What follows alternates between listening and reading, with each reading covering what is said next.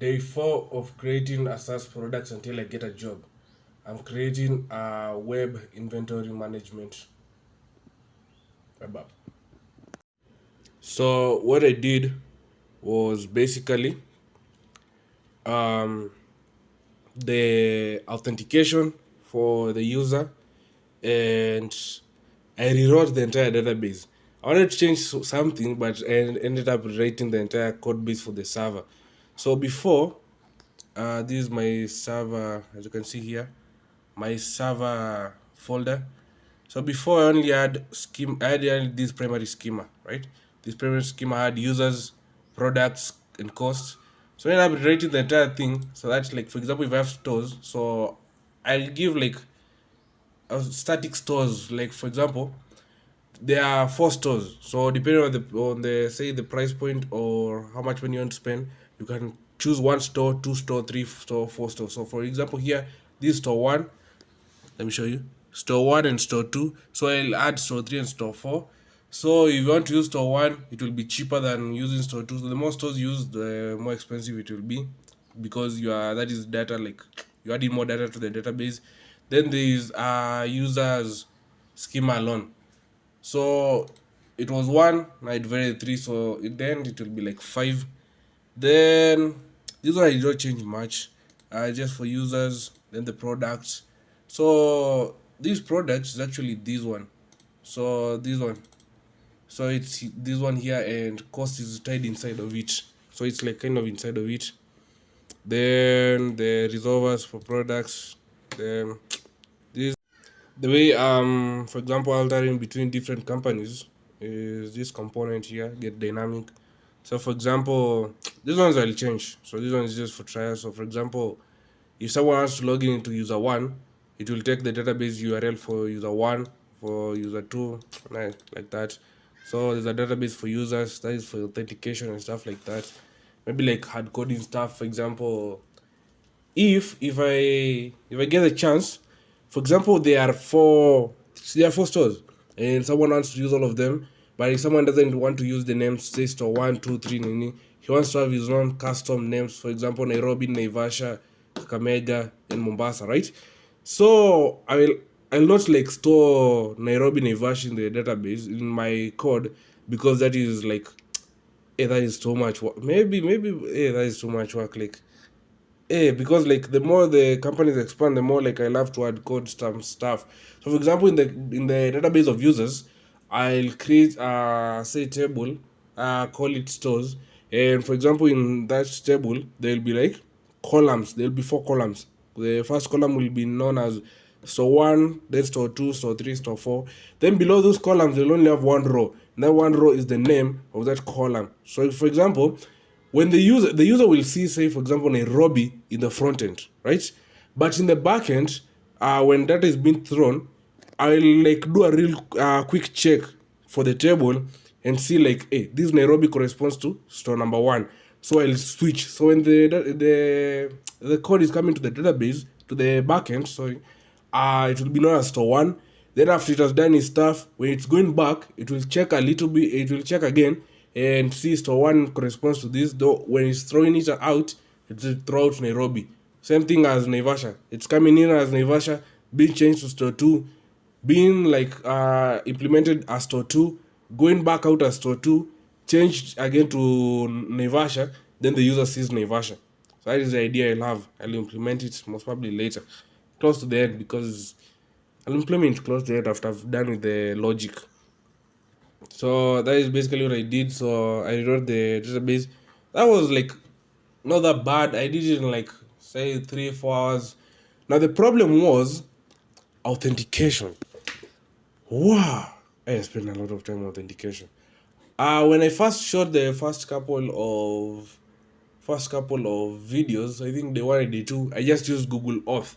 Google Auth is quite easy to use, but because like I need to, for example, cross check, because like I need, for example, to get the say the company and the store that someone wants to connect to, in order to like specify, like to go into which database I have to fetch some users, or for example like cross check authentication and stuff like that. I can't use Google Auth, right? So I'm going to have to use credentials. So for example here, I'll add one for store. So for example here it will be email, company, say for example store. I'll think if I will add it or not. I can add it, I can fail to add it. It depends. Then so emails, company, store, then password. Then I get this data. So for example, the company and the store will will cause what is it called? I've forgotten. Will cause I showed you this one. It's even here actually. App test schema result. You see here where it's store one, right? So I'll have like a group within a group. So this group will be like, if company is equals to say Apple, then it will render this set of database URLs. Below here, if company is equals to Facebook, another set of URLs. If company is in, another set of URLs. Then inside that, then we'll have now stores. So if company is equals to Facebook, Apple, and store is, I mean database is equals to store one, it will go with the first one. So that's, then I was talking about the config. So yeah, so I've already done the auth, so I've already done some stuff. So this one here, it's my GraphQL. Then it sends this data back to the database, then it gets back this. Now the problem I'm having for like the past like 16 hours is that this, I'm getting back real data here. There's data that is coming back here, as you can see here. It's from users ID. I can't go below that because I forgot to use a dummy Gmail, so the actual email is actually a real one. So there's ID, and then there's email, and there's a first name below that. I won't go and show it. So this is where it's been. So you can see here from authenticate user. So this is the data from here that I'm getting back. Yes, I'm getting real back data. Then I'm creating a token. Console log, like I usually use console log to see the logic of my code. So for example, if I need to change a few things, that is where I use. Then .json. I'm using a JSON web token. So this one is this one. It's creating an actual JSON token. This one I'm using what is it called, environment variable env. Then this one is user. Then it's supposed to return. Now the problem with what I'm getting back, which is really pissing me off, is this one. You see that? Default token, default email, default username, default token. Now this one, the email is the only one that is working, right? So I'm not also showing the email, but the email is the only thing I'm getting. But ID, token, and first name, which I am setting them up here, yeah, it is. This one is the one. So if I remove this, email will not show up. So, but I'm only getting this one. Now the error I'm getting from Next.js, it's saying that Next.js only allows you, for security reasons, to display name, email, and image.